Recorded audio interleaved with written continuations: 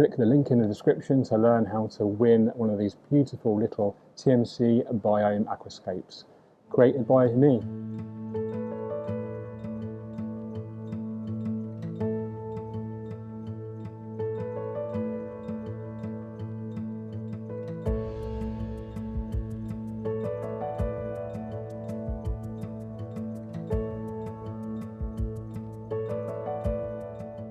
Today I am at Perfect Aquatics, which is a store in the beautiful Bedfordshire of England.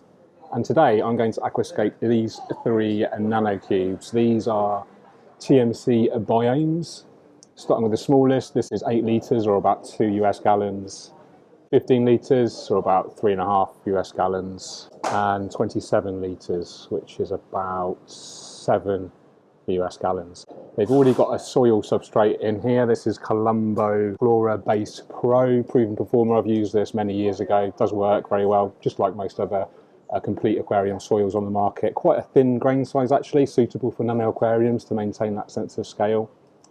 The actual tanks themselves are very cute. It looks like, might even be low iron glass, quite neat silicone work. And I think the unique thing is it's all integrated with one plug.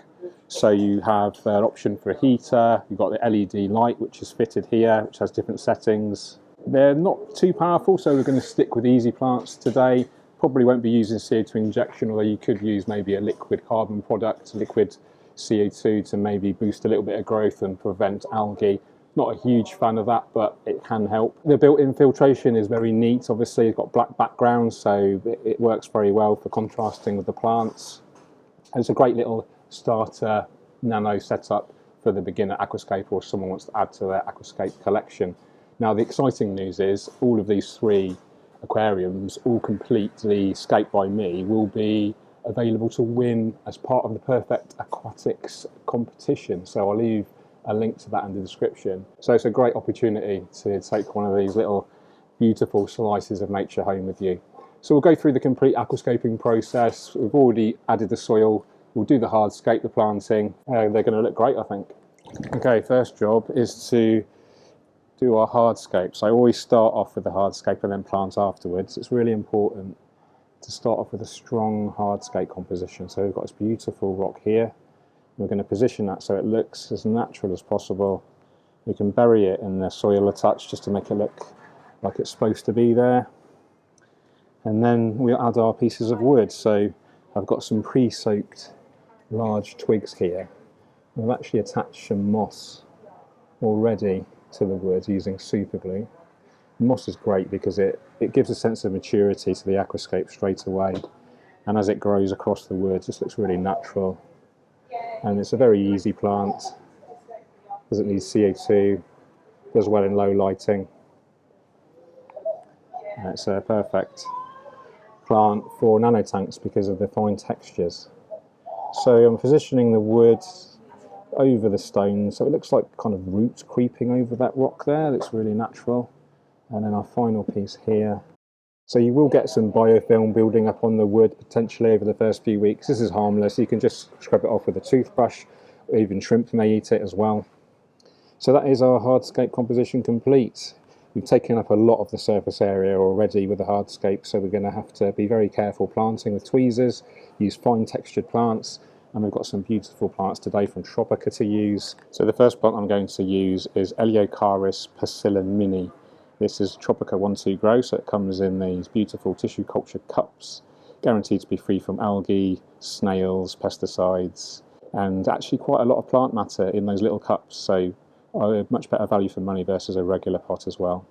So this is literally one of probably 20 individual portions from one pot. We probably won't even be able to fit all of that into this little nano tank, but we can actually split the portions up even more if we wanted to get better coverage.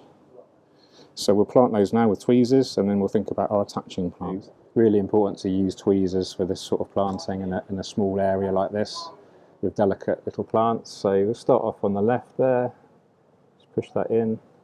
Now the soil is obviously wet right now. You can plant into dry soil, that's no problem, but just do keep those plants wet during the planting process. Use like a spray mister or something similar. So this plant is a medium category plant, so it will definitely benefit from CO2 injection. So not really feasible in a tiny tank like this to use CO2 injection. It is possible, you can buy nano kits. But I would just give it a go, give it good liquid fertilisers. It's got a good substrate already. I'm not sure how effective the lights will be, so proof will be in the pudding, but I'm hopeful it'll be strong enough to grow this plant. It's getting off to the best start possible. It's a fresh plant. It's got the best chance to adapt because it's actually grown in a liquid media rather than growing in a greenhouse out of water, which most aquarium plants are sold as. So it is more likely to succeed with using a tissue culture plant like 1-2 Grow versus a regular potted plant. So we're just popping that all the way across the foreground there. My planting plan tends to be very straightforward. I tend to plant the foreground with a species or a couple of species of plant, then the midground and then the background, and then finally we add our attaching plants at the end. Now we've already added moss, as you know, so we may not need to add any other attaching plants. I think Anubias would be too big for this tiny little tank. Even Anubias petite would be too big. Maybe Anubias mini coin would be suitable. But I do have some beautiful Bucophalandra needle leaf, which I'll show you later, which may work very well in here. So I do recommend checking out the Perfect Aquatics competition page, some great prizes, and I will potentially be working with them more in the future on bigger projects. So imagine winning potentially like a Highline 600 aquascape by me. You know, this is a big prize worth thousands of pounds, so keep your eye on that competition page. Okay, so that's the Eleocharis planted. Let's move on to behind that. Let's use Pogostemon Health Fair, which is in here. So actually, I'm not really going to use background plants in here because it is such a small aquarium. Any stem plants are just going to quickly smother the whole aquascape. But Pogostemon Health Fair is a stem plant, so it will actually grow taller if you want it to, or you can keep it quite compact by keeping it trimmed. It's a beautiful textured plant with the crinkly leaves, and when you look at it from above, looking down on it, it looks like these little stars. And actually that's the nickname where it comes from, Little Downoi, which means little star. So that's a fun fact for you. Okay, we're nearly planted. That's the great thing about these tiny little tanks. They're really, really quick to plant and scape, and then don't need to use so much plant material. You know, we've literally just used 2 pots so far. Let's give that a spray, make sure it doesn't dry out. And now time for our attaching plants. So I'll just show you a complete 1-2 Grow pot, and we'll talk about that in more detail, how we prepare it. So here we have a 1-2 Grow pot. This is Bucophalandra needle leaf, as you can see. It's like a sealed little propagator with a breathable lid here. So we just peel that off like so, and you can see how many individual tiny plants we have there. You can see the liquid there. So this is already adapted to grow in your aquarium water, whereas most aquarium plants are supplied as pots like this, which are grown in greenhouses hydroponically, which means actually the plant itself is growing in the air. So when you put that in your aquarium and fill the aquarium with water, that plant has to adapt. That takes a lot of energy, and it can actually leave the door open to algae. So if we use the 1-2 Grow instead, which have been grown in liquid, these have adapted already, so they start to grow straight away. So let's prepare this right now. Just remove the whole plant portion in one go, like so, and then what I'll do is carefully divide that up with my thumbnail and fingers into as many little portions as possible. The more you divide up those rhizomes, the more plants you actually get, and the bigger the spread. And you could plant in a big kind of bundle like this, but the potential issue with that is there's not so much circulation around the rhizome. Now the rhizome needs circulation. It needs oxygenated water around it in order to stay healthy. Otherwise it can die off. So you don't plant it in 2 bigger bunches. Do split it up and take your time doing it. It's quite a lovely process. It's an opportunity to be mindful, pay attention to what you're doing. Probably enough. We've literally only used half of a pot here, and there's literally over probably 20 individual plantlets there, so it just shows what great value for money these 1-2 grows are. Time to add our Bucephalandra. I'm just going to use my fingers as much as possible and just wedge it where those pieces of wood are interlocking. You have to be very careful, especially during the maintenance process. So during the water changes, it's going to be very likely that you're going to nudge the wood, and that is going to obviously upset everything. So just be really careful when you're maintaining this. You could glue everything in position, but I'm not a big fan of using glue unless I absolutely have to. I find I'm a bit clumsy and I just tend to get glue everywhere, stick my fingers together, get glue on the glass, especially in such a tiny tank like this. It's actually a bit of a challenge sometimes to aquascape such a small tank. So now I am going to use some tweezers. I'm just going to poke it between those 2 pieces of wood here. So the guys here at Perfect Aquatics will be maintaining these aquascapes for at least a few weeks or a couple of weeks, and that will give the plants an opportunity to settle in, bed themselves in a little bit, and then the lucky winner can literally drive home with this aquarium, or potentially if they live close enough to me, I would be happy to deliver it in person. We're running out of space already. Such a cute little tank. Let's wedge one in here. Okay, time to add the hardscape to the Biome 15 litre. Now, this is going to be a concept piece using probably just driftwood. So I've got this really interesting wood. It looks a little bit like dragon scales. I think it's called dragon wood. And the idea is I'm just going to kind of pop it in, so we're really accentuating those vertical grains of the wood, scales if you like, and I basically have this wall of wood coming up towards the background, and then we can just add our attaching plants to that, and just kind of create this kind of cliff face concept, which will look quite nice.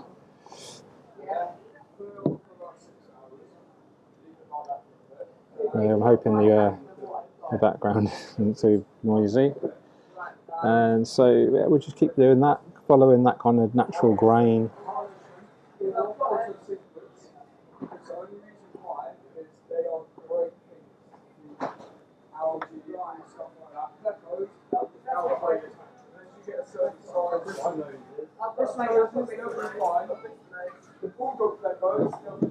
And I think that's probably enough wood. Okay, so what I'm going to do is wedge some Monte Carlo. This is Micranthum and Tweedy Eye Monte Carlo. It's already been prepared, and I am literally going to pop it in those holes.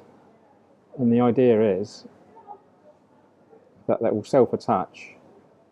It's actually quite near the light as well, so it should grow quite well. It's actually quite an easy plant, Monte Carlo, if you start off with a healthy specimen to start off with, which is what we have today.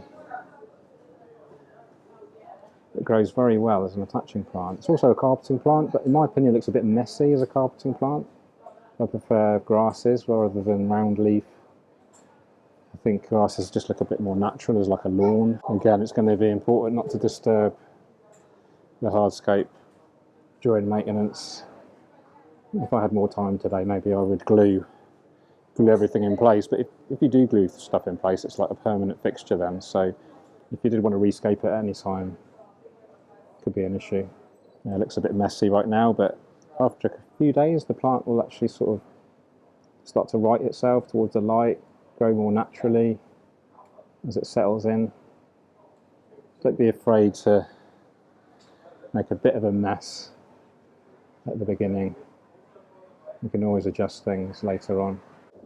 Okay, so our foreground carpeting plant here is Liliopsis brasiliensis. This is an easy, slow-growing carpeting plant. Again, this is in the 1-2 grow, which we've already discussed, so it will start growing straight away. No pest snails, algae, etc. So we divide that up into lots of individual portions, and then we'll just plant all amongst that open soil around the wood.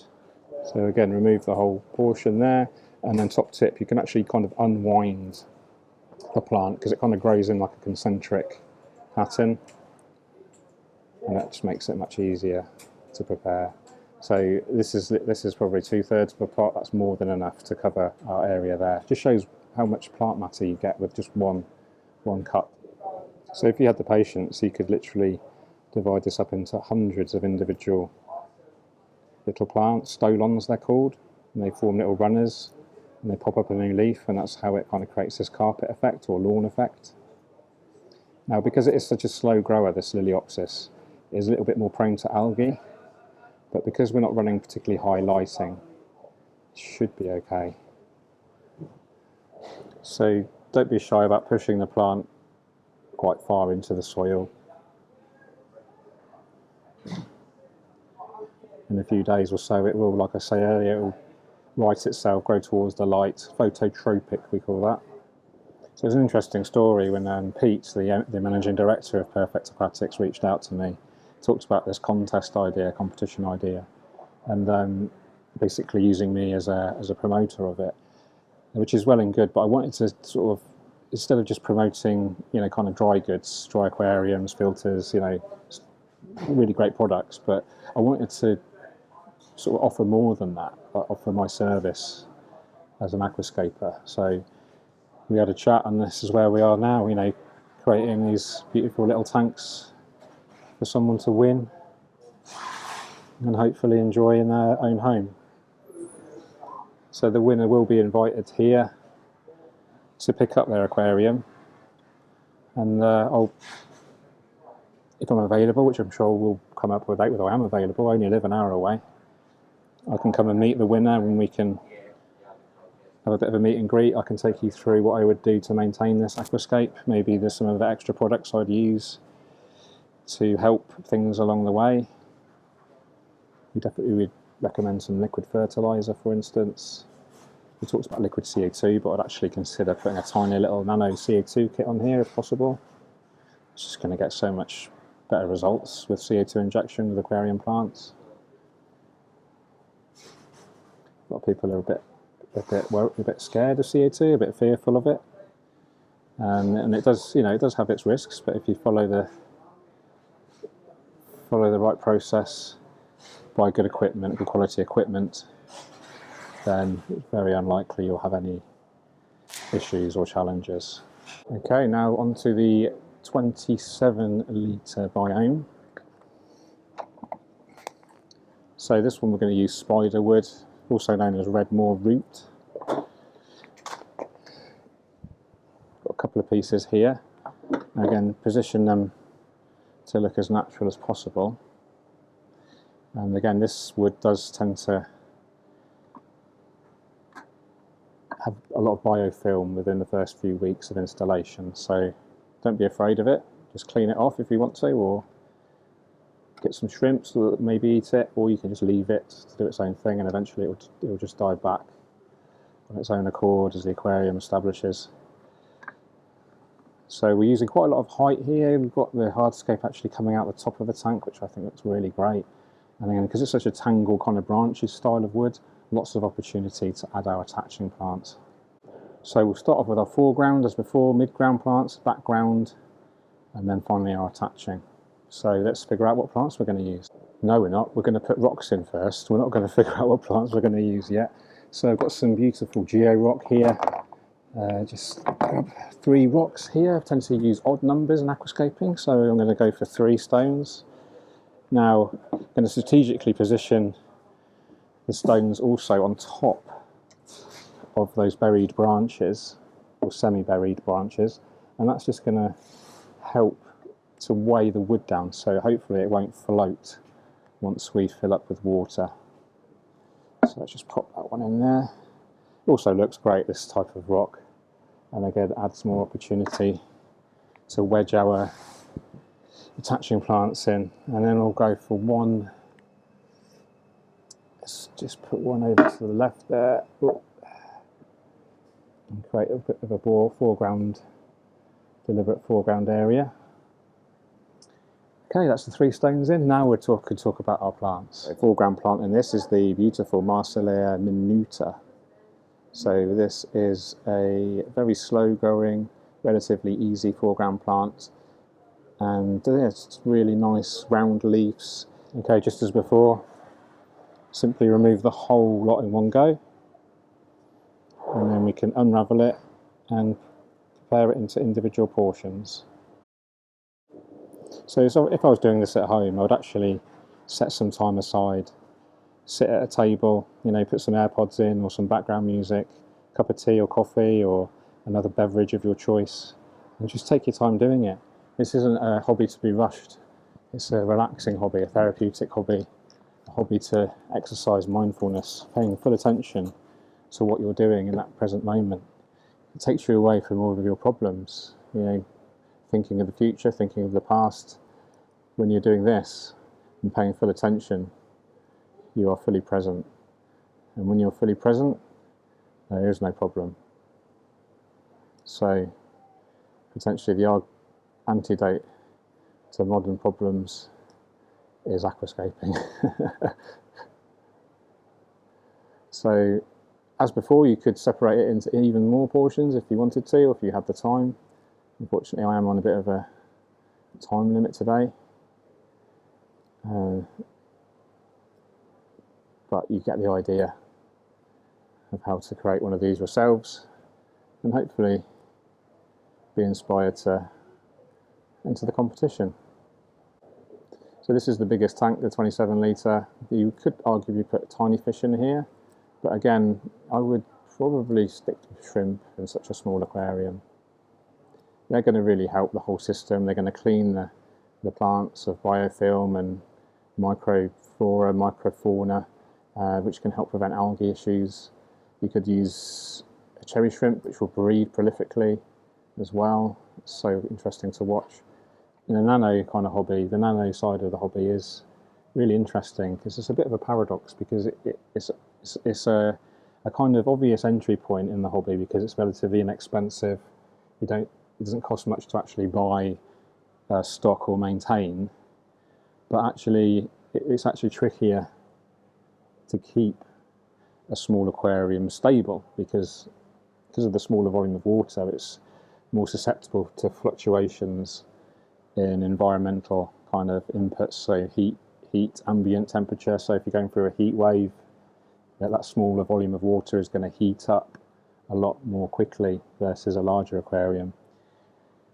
CO2, if you are injecting CO2, that's going to be trickier to maintain stable CO2 potentially.